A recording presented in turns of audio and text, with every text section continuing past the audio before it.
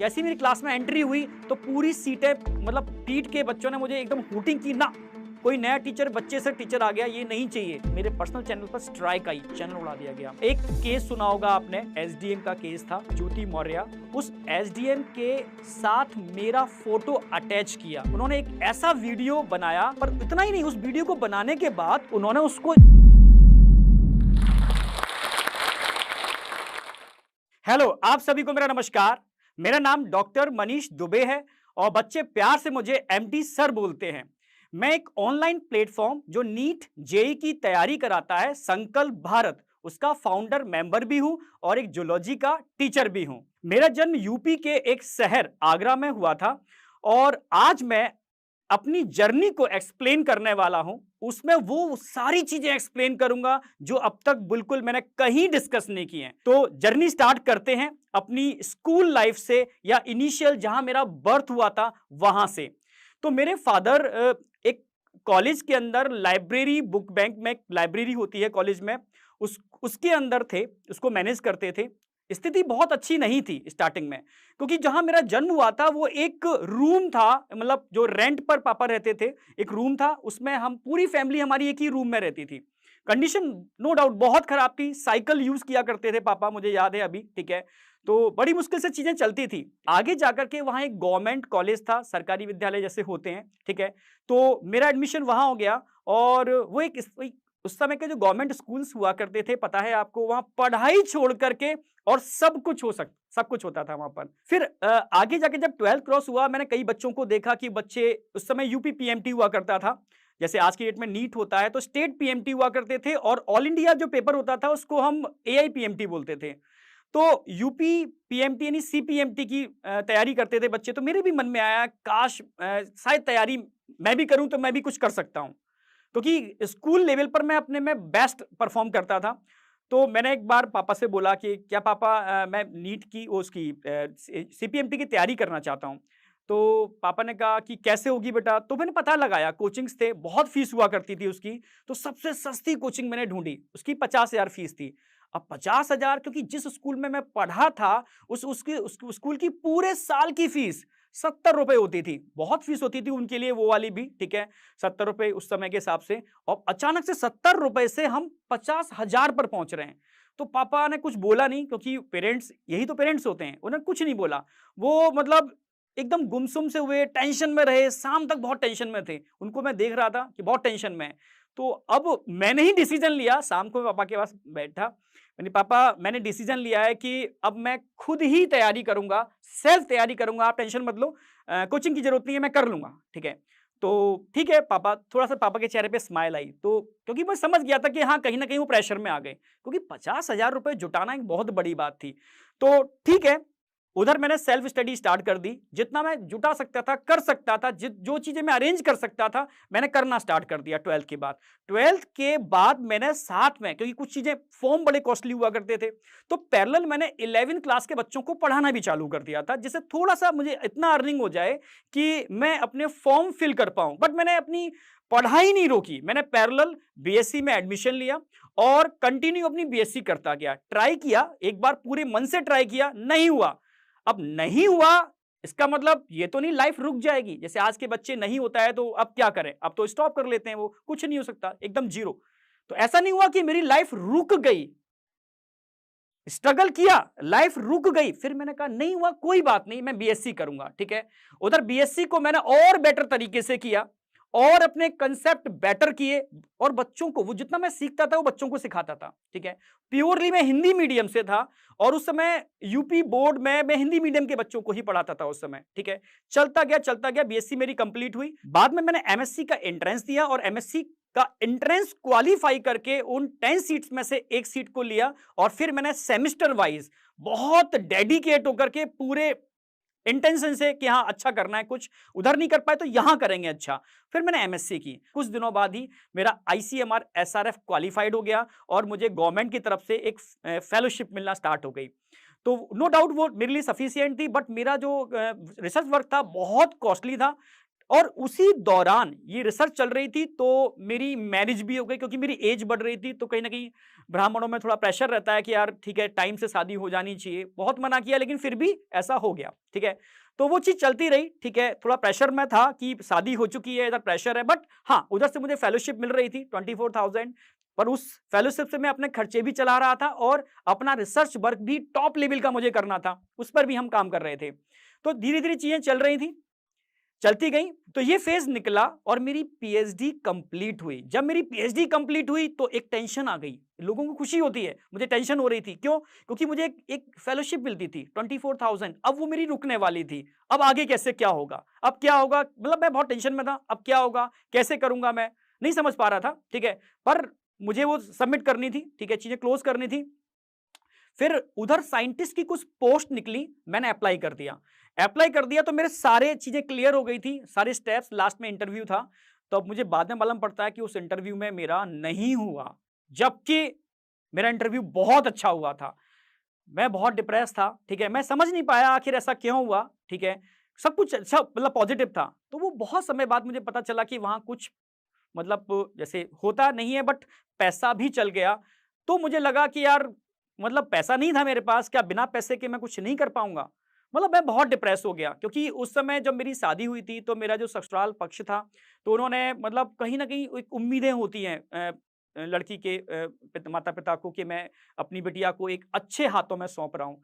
तो मैं भी गिल्टी फ़ील कर रहा था कि यार क्या मैं मतलब सही कर पा रहा हूँ? वो भी मेरी वाइफ़ भी परेशान थी कि यार कुछ भी नहीं हो पा रहा है, आप इतना स्ट्रगल कर रहे हो बट चीज़ें नहीं मिल पा रही सही ढंग से।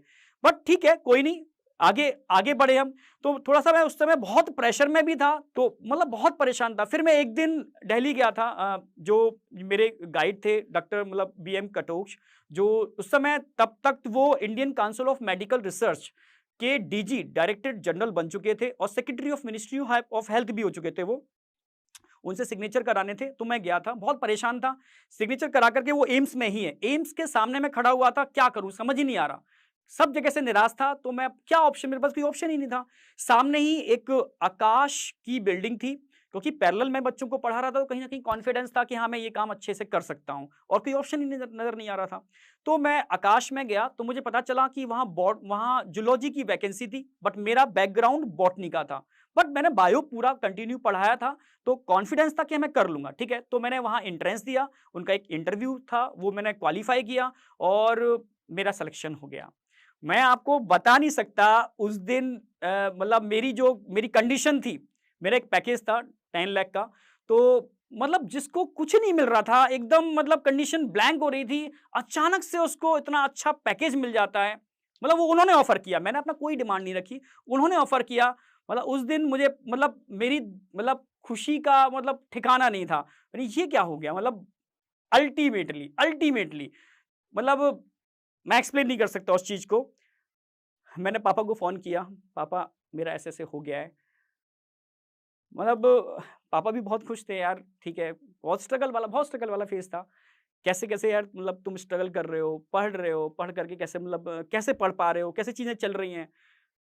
लेकिन मतलब ठीक है, अब वो जॉब नहीं मिली, ठीक है, मुझे मतलब मैं बहुत खुश था कि मतलब मेरी खुशी का कोई ठिकाना नहीं था उस समय। ठीक है, मैंने जॉइन किया और बहुत मेहनत की, पर मन में थी कि यार क्या मैं इस चीज़ के लिए बना हूँ? क्या मैं तो रिसर्च के लिए बना हूँ, मैं तो साइंटिस्ट बनने के लिए बना हूँ। पर एक दिन का वो इंसिडेंट मुझे याद है कि मैं क्लास में पढ़ा रहा था, बच्चों को अपना बता रहा था कि बेटा मैं ऐसे-ऐसे था और मैं रिसर्च से यहाँ आ गया। तो बच्चों ने कहा कि ना सर आप रिसर्च के लिए बने ही नहीं हो, सर आप पढ़ाने के लिए बने हो, आप बहुत अच्छे टीचर हो। ये बच्चों ने बोला, तो मेरा कॉन्फिडेंस मतलब ऐसा नहीं है कि हम ही बच्चों का कॉन्फिडेंस बढ़ाते हैं, बच्चे भी तो हमारा कॉन्फिडेंस बढ़ाते हैं। तो बच्चों ने इतना कॉन्फिडेंस मेरा इंक्रीज़ कर दिया और फिर मैंने सोचा यार कि मैं जो भी काम करूँगा, गवर्नमेंट जॉब, प्राइवेट जॉब, कहीं न कहीं उसमें मतलब समझ रहे हो, अच्छे काम के संग कुछ गलत काम भी हो जाते हैं।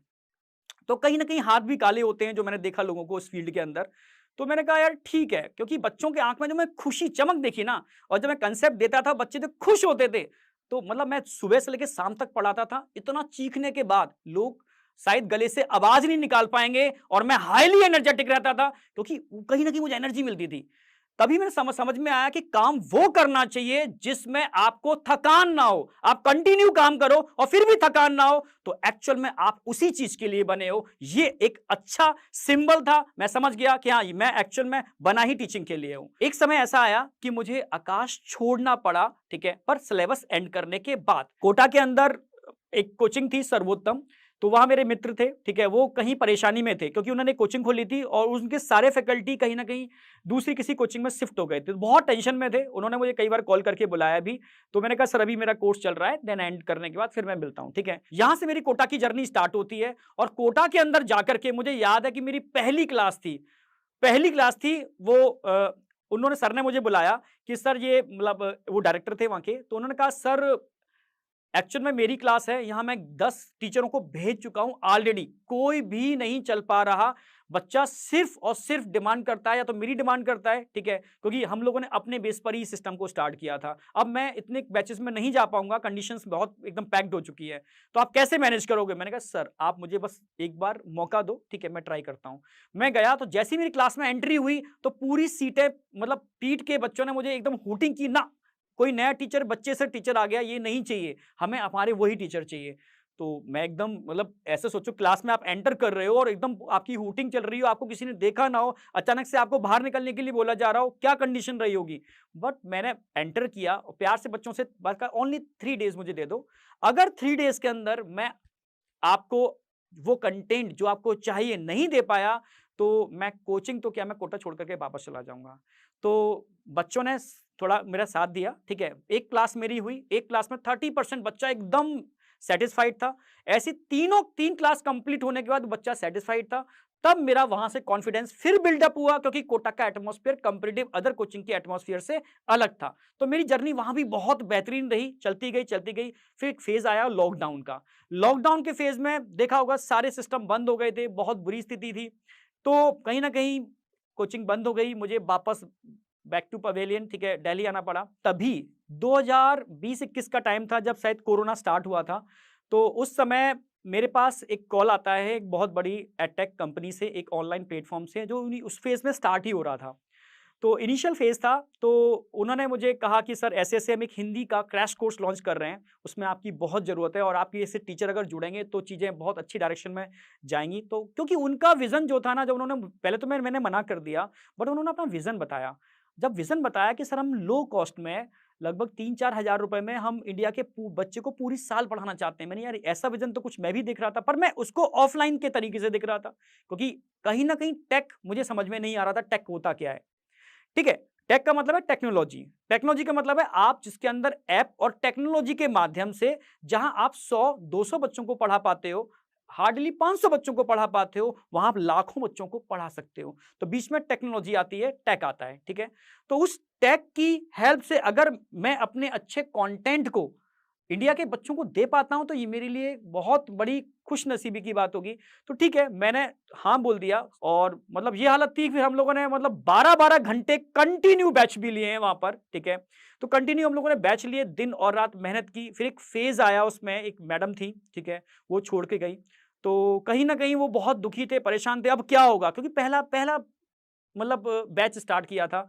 तो मैंने कहा सर मैं हूं, ठीक है, आप टेंशन लेने की जरूरत नहीं है, कभी भी सिस्टम के ऊपर कोई दिक्कत आएगी मैं 100% रहूंगा और कोई दिक्कत नहीं आने दूंगा। आप कंटेंट की टेंशन ही मत लो, ठीक है, बेस्ट कंटेंट मैं दूंगा और आपको टेंशन नहीं लेनी। तो वो खुश थे कि हाँ चलो आप हो, चीजें ठीक है, क्योंकि वो इनिशियल फेज थी। इनिशियल फेज में अगर ऐसा होता है ना तो चीजें मतलब टूट जाती हैं, और उसको संभालना था उस चीज को। तो हम लोगों ने पूरी डेडिकेशन से जो बैच हमारा था उसको हमने रन किया, कंप्लीट किया, और नेक्स्ट ईयर हमने एक मतलब एक कोर्स लॉन्च किया ऑनलाइन, जिसमें सब लोगों ने, जो स्टार्टिंग के फेज में जो कोर टीम जुड़ी थी ना, मैं कहता हूँ वो अल्टीमेट कोर टीम थी, जिसने पूरी मेहनत की। सारे लोगों ने, मैं अपनी नहीं बोल रहा, सारे लोगों ने बहुत मेहनत की और उस प्लेटफॉर्म को यूनिकॉर्न तक लेकर के आए, ठीक है। सिस्टम ग्रो किया आगे, ऑनलाइन बहुत अच्छा चल रहा था, बहुत दिन और रात मेहनत की।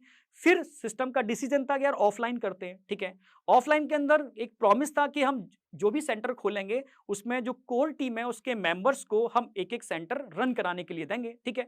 उस समय ठीक है कोटा सेंटर खुला, पर कोटा में एक हमारे मित्र थे, उनको वहां पर एज अ सेंट्रल हेड भेजा गया। तो बच्चों की बहुत डिमांड थी, क्योंकि वहां 30,000 बच्चा हो चुका था, ठीक है? तो बच्चों ने कहा ना कि हमें सर चाहिए। तब मेरे ऊपर प्रेशर आया, स्पेशली कहा कि सर आपको जाना पड़ेगा कोटा। मैंने सर आपने ऑलरेडी मतलब भेज दिया है किसी को, तो फिर ज़रूरत क्या है मेरे जाने की? तो सर ने कहा कि अभी कंपनी को बहुत ज़रूरत है और आपको जाना पड़ेगा। मैंने ठीक है, अगर ऐसा है तो कंपनी के लिए ऑनलाइन हमने स्टेबल किया, हम ऑफलाइन भी करेंगे, ठीक है। फिर आगे जाकर के कोटा में चीज़ें चली, ठीक है। कहीं न कहीं मैंने फ़ील किया कि यार मुझे बाद में नहीं आना चाहिए था। ऑलरेडी किसी और को अगर वहाँ बना के भेजा है, तो फिर मेरी बात नहीं सुनी जाएगी, पर मैं कमिटमेंट कर चुका था, ठीक है। और कहीं न कहीं बच्चों के लिए मैं फाइट करता रहा, ठीक है।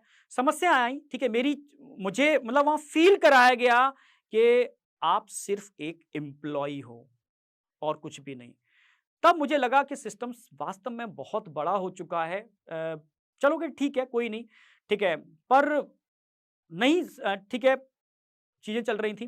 तो बीच-बीच में हम लोग सेमिनार करने जाते थे, तो मैं ऐसे ही इलाहाबाद और कानपुर का सेमिनार करके लौट रहा था और लौटते वक़्त बस से मैं आ रहा था, तो बस में मेरा एक्सीडेंट हुआ, तो मेरे पैर के जो टेंडन और लिगामेंट हैं, वो सारे डैमेज हो गए। मैं शायद बस में अकेला था मैं, तो क्योंकि और सारे लोग कोई लखनऊ से, कोई कहीं से या कुछ रुक कर के लोग गए थे, तो मुझे अर्जेंट सुबह मेरी क्लास भी थी, क्योंकि सिस्टम के लिए हमें करना पड़ता है, बीच-बीच में सेमिनार, क्योंकि हम ना संडे देखा हमने, ना कभी कोई छुट्टी देखी। हमने दिन और रात चाहे छुट्टी हो, कुछ भी हो, सिस्टम को ग्रो कराना है, सिस्टम को बड़ा कराना है, ठीक है? उसमें हम लोग लगे रहे, ठीक है? उस समय मेरे पैर में बहुत डैमेज हो गया कि शायद मैं मुझे लगा मेरा पैर टूट गया, क्योंकि मतलब बिल्कुल एकदम फ्लेक्सिबल हो चुका था। लोगों ने खड़ा करने की कोशिश की, मैं तुरंत गिर गया। तो बस चल चुकी थी, तो मुझे उठा कर के फिर उन्होंने लिटा दिया स्लीपर के ऊपर। सुबह तक मेरा पैर एकदम सूज चुका था जब मैं कोटा पहुँचा, तो अब मैंने कहा ये क्या हो गया? अब क्या होगा? ठीक है, तो मुझे मतलब लोगों ने कहा उतरिए, मैं तो नहीं हिल ही नहीं पा रहा यहाँ से। तो मुझे उठा कर के वहाँ एक टैक्सी में बिठाया गया, लिटाया गया और मैंने रिक्वेस्ट की यार मुझे कैसे भी घर तक पहुँचा दो। तो उस टैक्सी वाले ने मुझे घर के अंदर तक छोड़ कर के आया, ठीक है। फिर मैंने कुछ अपने मित्र थे उनको बुलाया, लोगों को बताया नहीं मैंने क्योंकि कोई चीज़ डिस्टर्ब ना हो, ठीक है। फिर मुझे हॉस्पिटल ले गए जहाँ मेरा सपोर्ट सिस्टम बना और तब जाकर के मैंने वहाँ जो मेन ओनर थे, ठीक है, दिल्ली के अंदर, उन सबको अपने फुटेज भेजे और अपनी इन्फॉर्मेशन दे दी कि सर मेरे ऐसे-ऐसे पैर में ब बहुत चोट आ गई है और मतलब सपोर्ट सिस्टम है, शायद मतलब मैं उठ नहीं पा रहा हूँ। तो उन्होंने ठीक है, उन्होंने थोड़ा-सा अफ़सोस जताया, ठीक है आप रेस्ट करिए, बस एक एज़ अ फॉर्मेलिटी। ठीक है, चीज़ें चलती गईं। तो कुछ चीज़ें वहाँ ऐसी हुई जो अनएक्सपेक्टेड थी। इस मौके का फ़ायदा उठाया वहाँ पर लोगों ने और कुछ गड़बड़ियाँ करना स्टार्ट कर दी क्योंकि मैं इंस्टीट्यूट नहीं जा पा रहा था। मैंने इन्फॉर्मेशन भी दी बट उस पर कोई एक्शन नहीं हुआ। तो चीज़ें समझ में आ गई थी कि चीज़ें मतलब हो चुका, जो होना था ठीक है। तो ठीक है, तब मैं समझ गया कि चीज़ें अब हो चुकी हैं जो होना है कि मनीष तुम्हारा अब टाइम कंप्लीट हो चुका है सिस्टम के अंदर, ठीक है। फिर मैं निकला छड़ी उठा कर के क्योंकि अंदर से बहुत मतलब गिल्टी फ़ील कर रहा था। छड़ी उठा के निकला, मैं सीधा दिल्ली आया, ठीक है। अपने जो मित्र थे, ठीक है, क्योंकि हमारी सोच और हम जो हमारा पूरा ग्रुप है, ठीक है, मैं, तरुण सर, सर्वेश सर, हम लोगों की सोच काफ़ी मैच करती है। तो मैंने उनको बताया कि सर ये चीज़ें हुई हैं, अब कंडीशंस ऐसी है कि मैं अब कंटिन्यू नहीं कर पाऊँगा और मैंने मैसेज भी डाल दिया है कंपनी के ओनर को कि मैं अब कंटिन्यू आगे नहीं कर पाऊँगा।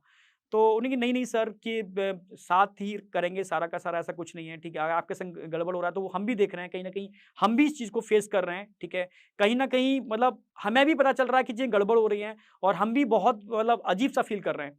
तो फिर हम लोगों ने डिसीज़न लिया कि ठीक है कि चलो कुछ भी कर लेंगे सर, छोटा-मोटा कुछ भी कर लेंगे, बच्चों को पढ़ाना ही तो है, ठीक है, पढ़ा लेंगे हम सर, छोटा करके कुछ पढ़ा लेंगे, ठीक है। तो हम लोगों ने डिसीज़न लिया कि ठीक है अपना करते हैं, छोटा-मोटा जो भी है स्टार्ट करेंगे, ठीक है। तो मतलब वहाँ से स्ट्रगल चालू होता है। तो अब अचानक से अगर हम जाएँगे, तो बच्चों को बताना तो पड़ेगा। आप ही समझो, अचानक से मैं पूरे इंडिया के लाखों बच्चों को पढ़ा रहा हूँ, अचानक से मैं गायब हो जाऊँ, तो बच्चा कहेगा कहाँ गए सर? तो चीज़ें बताने पड़ेंगी ना आपको। तो कि सर कि ब आप अचानक कहाँ चले गए? तो बताना पड़ेगा ना कि आप कहाँ गए, क्या कर रहे हो, क्यों मतलब कंटिन्यू करना पड़ेगा।